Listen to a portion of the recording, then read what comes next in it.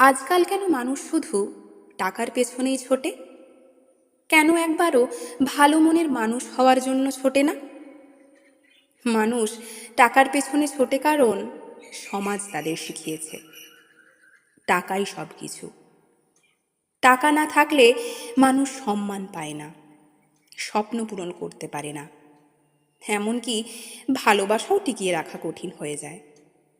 তাই মানুষ ভয় পায় অভাবের, অপমানের, হেরে যাওয়ার।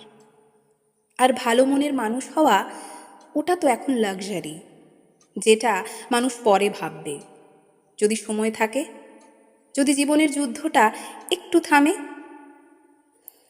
আসলে একটা ভালো মন, একটা সুন্দর হৃদয় চিরকালই অমূল্য।